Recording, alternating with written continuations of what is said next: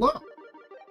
You're having an awesome day wherever you are. I'm the th3six4Ninja, content creator, battler, and Pokemon Go team captain for Antimatter Gaming. In this video, I'll be covering a recent Play Pokemon Challenge tournament run. You want to just skip ahead to the battles, you can hit that timestamp down below. But first I'm going to do a brief introduction of the Play Pokemon Championship Series for this season. The championship this season, 2024 season, Pokemon Go joins the trading card game and video game championship series as a Pokemon Championship Series title, which means that it uses championship points to determine worlds invites and travel packages and such.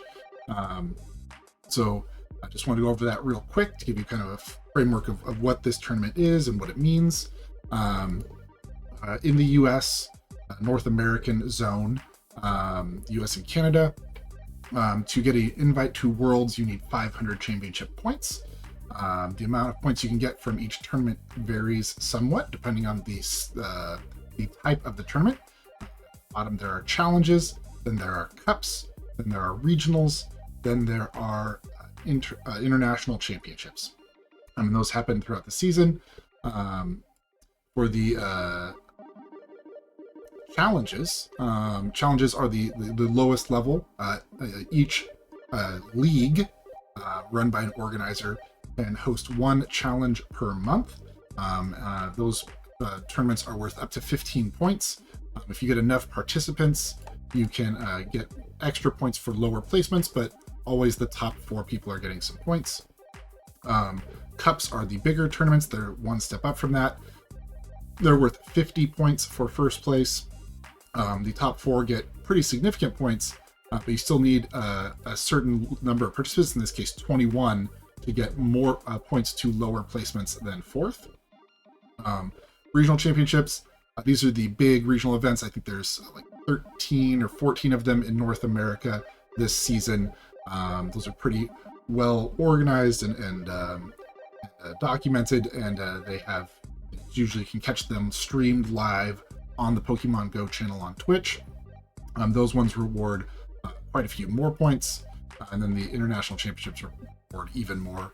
The other thing to note here is for the Go challenges and Go cups, has a best 6 finish limit, which means that if you participate in 20 of them over the course of a season, only your 6 best finishes for that level count. So your 6 best challenges and 6 best cups.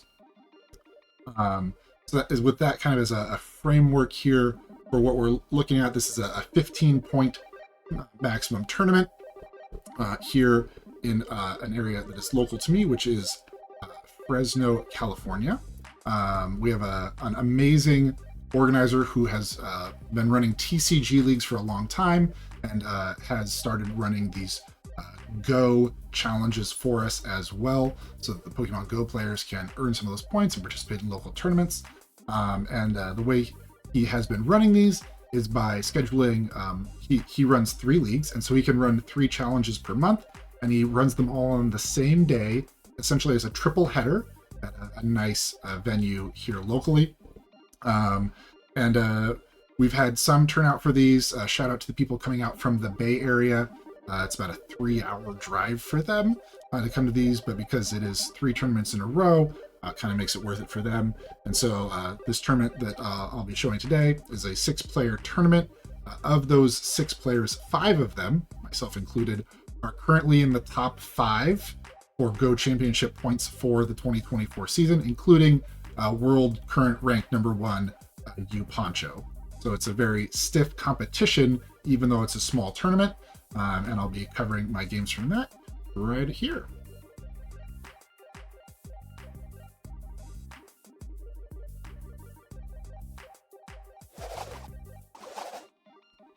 All right, so the team that I used for this Go challenge is here below me. Metacham, Dugong, Zweilous, Shadow Poliwrath, Superior, and Steelix. The main function of this team is I want to be able to debuff Pokemon. So we have Scald on our Poliwrath, we have Icy Wind on the Dugong, we have Breaking Swipe on the Steelix, and that then enables our other Pokemon to get farm downs or create energy advantages that then we can use to close out games. My team is weak to Medicham. My Medicham does not hit the Slayer breakpoints, so the Superior is my only actual Medicham answer. As you'll see in some of these games, I'm trying to bring my opponent's Medicham out so that it can kill either the Dugong or the Steelix, and then the other one can kind of take over the game. Let's jump here into match 1. I'm playing Loving Dad Oscar. He was the 6th competitor in this tournament. It was his first tournament. He found us through the in-game notification about local tournaments and went to the tournament finder page, which I will show you all at the end of this video. This is his first tournament, so trying to be supporting and encouraging of new battlers, but also showing no mercy. Playing the game to win, and then if my opponents want feedback, I'm happy to help them. I do enjoy coaching as well, but only the people that want that advice, right? You don't want to be telling people who haven't asked for it how they can improve. So I'm leading my Medicham game 1. You can see I'm leading Medicham with the Dugong, and I safe swap my Dugong here into this Salazzle. This was obviously not the lead that I wanted to see. This shield's a little questionable. Dragon Pulse would only do 41% to a Dugong, but there's not a lot on his team that could really farm me down, and I didn't want to put myself below half where I'm not going to be able to get 2 debuffs. It's really important to me in any matchup that I be able to get to 2 charge moves. I didn't want to CMP the Hakomo here. I know that he wins that CMP. That's why I just tap through there, and enables me then to shield again here and go for a farm down. If I had CMP'd, he might get to another one there on the 4th. Now I'm loaded on my Dugong. They come in with a Sand Slash, and even though they have shields and kind of our main core principle here is debuffing things, we also want to get rid of their shields, and so we can go for some drill runs here to really pressure them. We know they still have the Salazzle. The Salazzle doesn't have a lot of energy, but does have some, but to avoid getting farmed down here and keep the pressure on our opponent, swap back to the Medicham. We know we live any move here, and can counter this down before it can get to lethal on us. And so they're going to have to come back to their Salazzle, but it can't get to lethal on us before we get to this Psychic, which will KO. One of the disadvantages of running some of these higher power Mons, like a Salazzle, is the vulnerability they have once shields are down to the big moves from bulkier Pokemon. So the super effective Psychic just annihilates the Salazzle. The Sand Slash comes back in. It does get to Shadow Claw me down. And I'm a little concerned at this point that maybe they can get to 2 Ice Punches to KO my Zuelos. So I come in with the Dugong first, knowing that they can't Shadow Claw me down before I get to a move, so he has to throw here. They only got 4 Shadow Claws there, which, if they were an Ice Punch, now they're 1 short of an Ice Punch. And that was my goal there, was just to make sure they couldn't come out of that with more energy than they went into it with. They do get to 1 Ice Punch here, and you'll see here it does over half of my health. So second Ice Punch would have been lethal, but just not enough time for them to get to the second one before we get to this Body Slam to close it out. No sense going for a farm down here. Obviously, we just want to kill the opponent's last Pokemon as soon as we can. So that was, I believe, game 2 of my first round match. I did not have game 1. I had an issue with the recording in game 1. Thankfully, absolutely no game reviews in any of the tournaments that day. Internet was great at the location we were at. Didn't have any issues, so not much to worry about there. And also, newer opponent, not quite as much to highlight there. But looking forward to seeing more of his battles in the future. Now we're going up in round 2 against world number 1 Yu Poncho, the current PoGo Championship points leader in the world. His team was a little scarier for mine, but again, you'll see here kind of our main plan of taking advantage of debuffs and then creating energy leads to get more debuffs, because lowering people's attack makes it much harder for them to win games. We get Superior on Deoxys in the lead. This is actually kind of one of the best lead situations we can get. You can see both of my backline Pokemon are weak to counter, but most of my team is. Superior doesn't really care about Thunderbolts from Defense Deoxys, so the main thing here we're looking out for is Psycho Boosts, and they don't want to throw Psycho Boosts early in a matchup, right? Because that debuffs their attack. So our Superior puts a lot of pressure on a Defense Deoxys, which may be one of the reasons we don't see a lot of Defense Deoxys in a lot of the top 8s at regionals. A lot of people have been testing with it. I ran it in some of my previous tournaments, but it just does not perform as well as Medicham in a lot of matchups. Our opponent here swaps out the Defense Deoxys with some energy loaded into a Shadow Charizard. I like shielding against Shadow Charizards.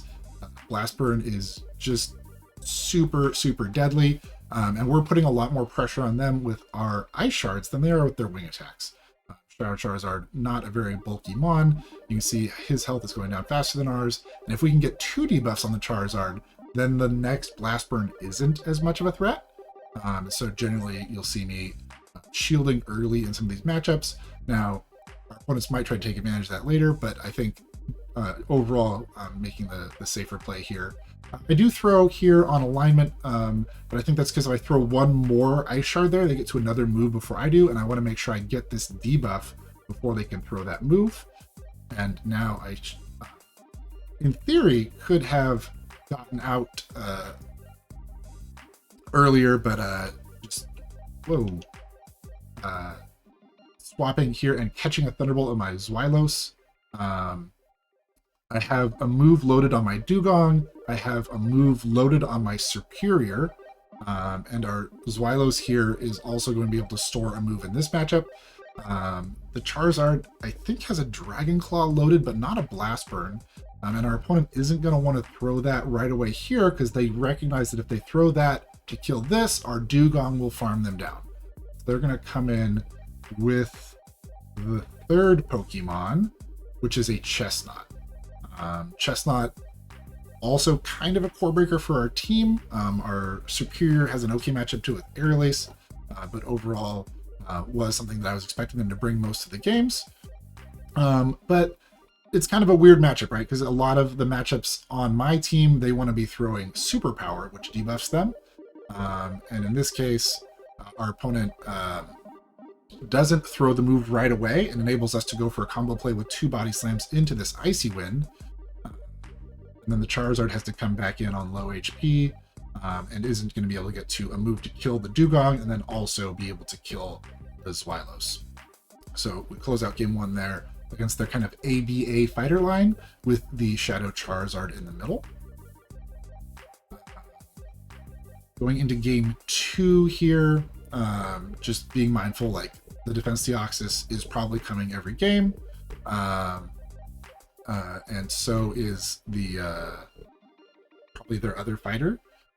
So locking in a little bit different team here with the Shadow Poliwrath on lead, just feeling comfortable with it into any of the Pokemon on lead, or later in the game with the ability to close out with, you know, Scald for the Charizard, Ice Punch for the Chestnut.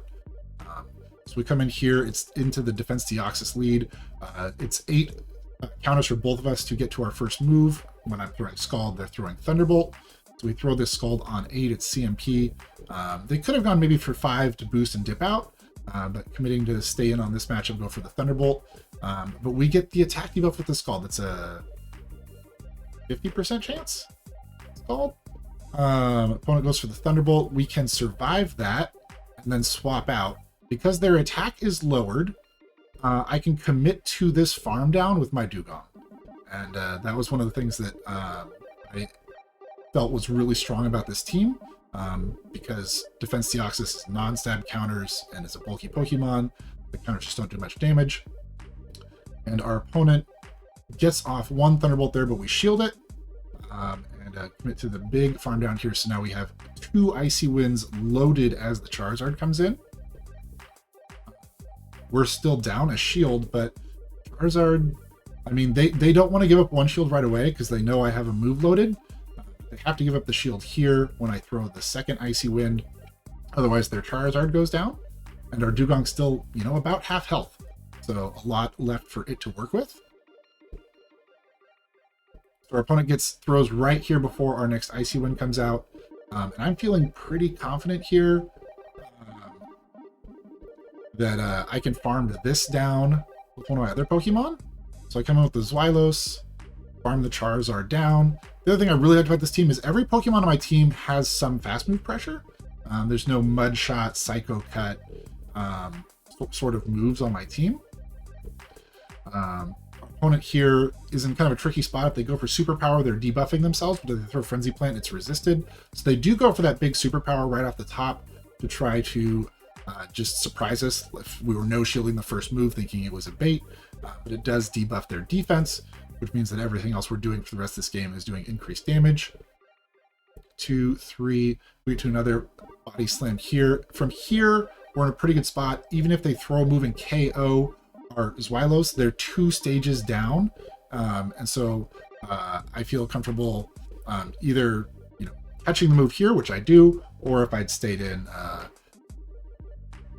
But we do make the catch there. They throw right off of us throwing the move. They throw the move. We make the catch there. If they hadn't thrown the move there, our Poliwrath could have countered them down before they could have Vine Whipped us down. So it was a really good position for us either way. So that was round 2 of the tournament. And now we'll be going into what is the championship round. BirdPower and I are both undefeated at this point.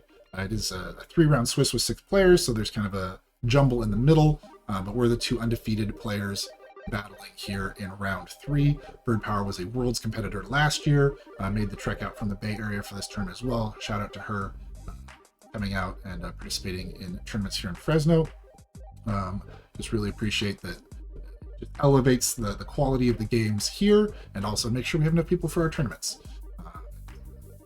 Be dropping some information about the upcoming tournaments at the end. If anybody, you know, wants to come out for those, we'd be more than welcome to have you out.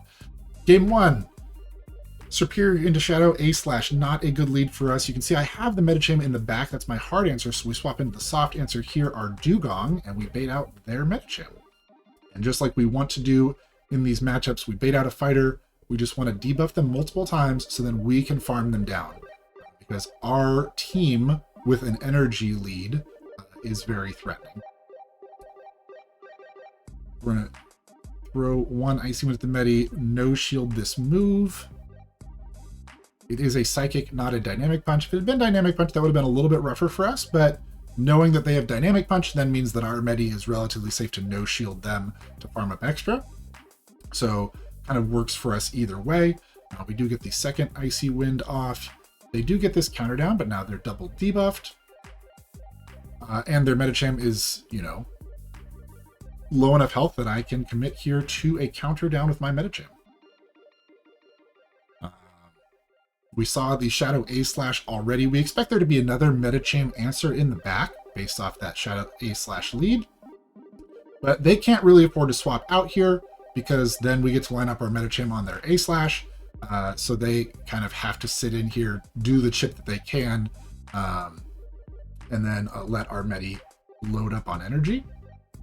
You see there, we pay about half our health for this, but their other anti-Medicham is a Gligar, which is double weak to Ice Punches. So we're going to get off one Ice Punch here. The Gligar can no-shield the first one, because we still can't counter down from this range. We're going to throw the second Ice Punch just before they get to the Aerial Ace. Then I think I swap out here, just to try to force them to make a move. If they want to throw energy at my Superior, then they won't have it for the Medicham later. And also, like, there isn't really a way for the A/ to farm down the Superior. If it was Powder Snow, this would be a worse situation for me, but because it is Shadow Claw, we can afford to tank one Ice Punch. And you can see there that the second Frenzy Plant will be lethal to the A/. So we're in a position where we just need our Medicham to get to an Ice Punch to kill the Gligar. But I realize right at this moment that I probably need one extra counter from the Ace against the A/ to get there before they can wing attack me down. So I no charge this Frenzy Plant, and now I'm just slow tapping. If I can get a farm down here, I have a move loaded, that's a win. If they kill me first, my Medicham gets a counter here, and then it will be able to outpace the Gligar before we get Wing Attack down. So they do have a move loaded. We do have to shield that, obviously, but we still have 2 shields. The Gligar comes back in. Here's the first move. They need 5 more. At this point, we only need 4. Gligar does, I think, win this CMP in most cases. 2, 3, and we get there 1 before them. And just, I mean, really, 1 before we also get Wing Attack down. It's a really amazingly played game by BirdPower as well, both of us recognizing at the same time that our win condition was getting the farm down on the other person's Pokemon, her farming down my Superior, or me farming down the A-Slash, but my timer was up first, and I was in a position where if I farmed down, I also could still win. Where if she farms me all the way down, it does not create a win condition for her. So just a really tricky situation there, but both of us playing as best we could to our win cons. So going into game 2, obviously I'm hoping to get a better lead, but the main strategy still remains intact here. If we can debuff their Medicham and then farm the Medicham down with something, then the other Pokemon on our team can close out the game. And her team was a pretty standard team, but we'll get into that in a little bit. So bad lead for me. I've talked to my Medicham here. Our Medicham is going to be able to get to 2 Ice Punches here before the Gligar can get to 2 moves, which generally will pressure a shield off of the Gligar. And as you saw, we had Dewgong on lead, and Dewgong has a great ability to farm down Gligar with the double super effective Ice Shards. And then we'll have that debuff advantage over the Medicham when it comes back in. So I can no-shield this, throw this next Ice Punch, and she has to make the choice if she wants to give up... Oh, actually CMP. So she swapped out just in time, because there's only straight 5s to Aerial Ace. We let this go. We'd rather be able to get off that Ice Punch, but we couldn't. We swap in right away because we want to get this full farm down. Medicham can come back in, but now we can throw on good timing here. We throw an odd number because we're the 3-turn move, they're a 2-turn move. We get this Icy Wind off and start preparing to kind of baste this Medicham in debuffs. We know they don't have Dynamic Punch because of the Psychic the first game. We're still willing to tank this Psychic to get another debuff. They do get the Defense Drop on us. And then they swap into their Umbreon, which they brought in the back.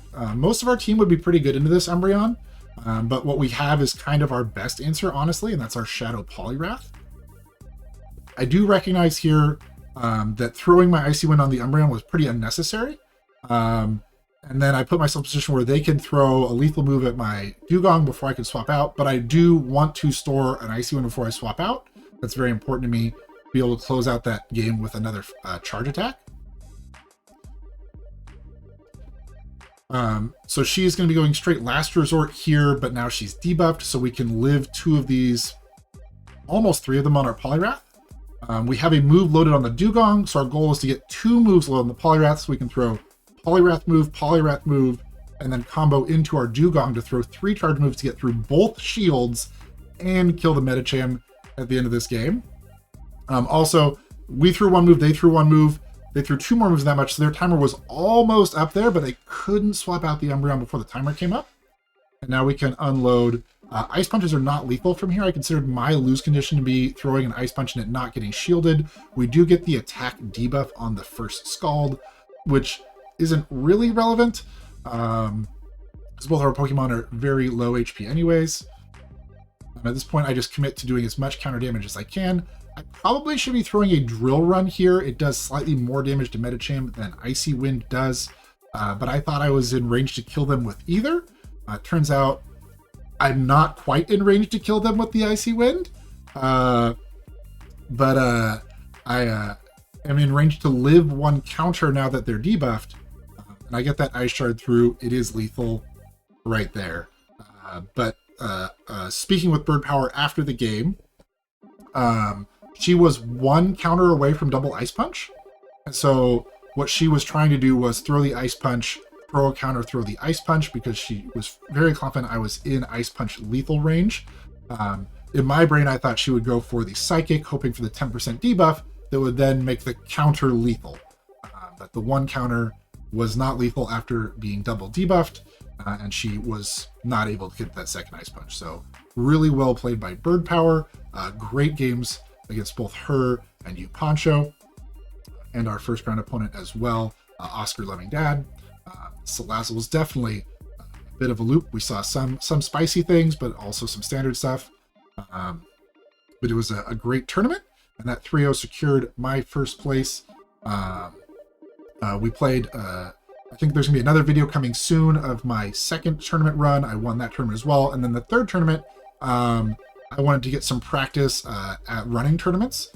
So I sat with the organizer as kind of the head judge, technically, because I have a certification for that and have been working some of the regionals.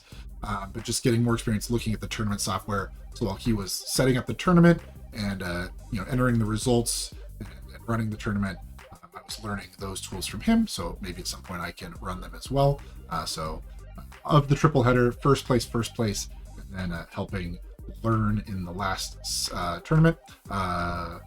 Bird Power won the third tournament. Should have a video coming soon for the second one. But for now, we're going to throw it over here.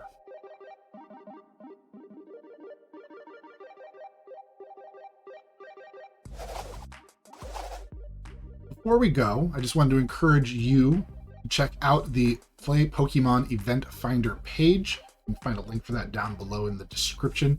Take you to a page that looks like this one, where you can look up events that are coming up near you. You want to make sure you go to the filters and select Pokemon Go, and the option of how far you're willing to travel for the tournaments. Shout out to the awesome Bay Area trainers that came out, Bird Power, you, Poncho, Just Me, Josh Lee, Chen Yu, that all made the trek out from the Bay to Fresno so we could have just really competitive tournaments this last weekend. They're clicking that 250-mile mark, looking for anything anywhere near them that they can go to participate in, to get those championship points, to get those reps in, to prepare themselves for regionals or the international championships, and just find in battles where they can. Fresno's a great place for that because we do have several awesome event organizers, one's hosting 3 a month, a couple other ones that are probably planning on hosting additional challenges coming soon. But as far as the triple headers, we've got another triple header planned challenge, the 15-point tournaments for November, probably the second weekend. And then there's also a tentative date for December, the weekend of the 9th or 10th, for a triple cup. Those are the 50-point tournaments. The dates for the triple challenge November and triple cup December are still pending securing a venue, so we can host those indoors. The September and October triple challenges were outside. It was nice here in Fresno in the fall, but going into winter, we want to make sure that everybody feels safe and warm while they get their battles done. Also, if we get more people for those events, it'll be important to have that as the events go longer into the day. But that's the plan here. Encourage you to check those out. Come out for those. Check the event finder frequently to find when they're popping up. But other than that, you can follow me if you'd like on social media. I'm on Threads and Blue Sky at th3six4Ninja, or you can catch me live on Twitch at th3six4Ninja there as well, or /th3six4Ninja. I'm usually streaming Monday through Friday at noon Pacific, doing GBL battles. That's the Go Battle League ranked matchmaking in Pokemon Go, or doing coaching sessions or other Pokemon related things. Usually have a good time there. I try to keep it as a positive learning environment. So if you're new to Pokemon, it's a great place you can come and ask questions or get coaching and learn from myself and other members of the community that like sharing their knowledge with new players and helping other people grow as battlers. Also want to shout out our team, Antimatter Gaming. Appreciate what they've done in helping to elevate Pokemon Go at the grassroots level, and also encouraging us in these official Play Pokemon tournaments as well. We got some great battlers and content creators there. You can find them on the webpage. A lot of them also stream on Twitch as well, and you can find them through the antimattergg Twitch stream team. And that about wraps it up for me today. I hope you have an awesome afternoon, morning, evening, wherever you are on your Pokemon adventure today. Bye.